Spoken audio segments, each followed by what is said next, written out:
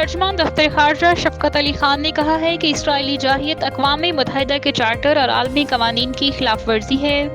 वफाकी दारुल हुकूमत में हफ्तावार मीडिया ब्रीफिंग के दौरान शफकत अली खान का कहना था कि पाकिस्तान ईरान पर इसराइली बिलाजवाज गैर कानूनी हमलों की शदीद अल्फाज में मजम्मत करता है। उन्होंने कहा कि इसराइली जारहियत अक़वाम मुत्तहिदा के चार्टर और आलमी कवानीन की खिलाफ वर्जी है। ईरान को अक़वाम मुत्तहिदा के आर्टिकल 51 के दिफा का मुकम्मल हक हासिल है।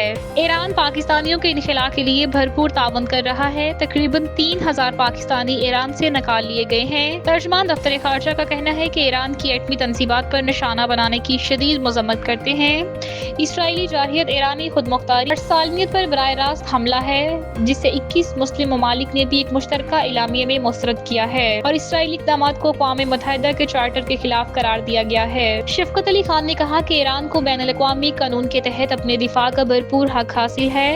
ईरान पाकिस्तान का करीबी दोस्त है, हमसाया और शराकतदार है और पाकिस्तान ईरान के साथ हर सतह पर राब्ते में है।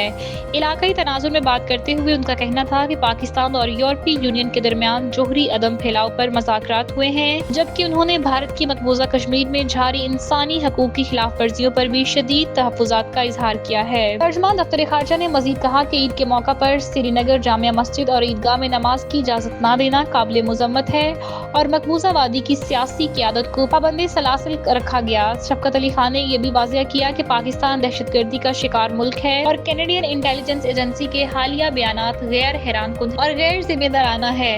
अमेरिका के साथ पाकिस्तान के दरीना और गहरे ताल्लुकात हैं और पाक भारत जंग बंदी पर अमरीकी बयान का खैर मकदम करते हैं। उन्होंने ईरान में रजीम चेंज से मुतालिक क्यासेराइयों को महज अफवाहें करार देते हुए मुस्तरद किया। ईरान आलमी जोहरी इदारे के साथ मुसलसल राब्ते में रहा है।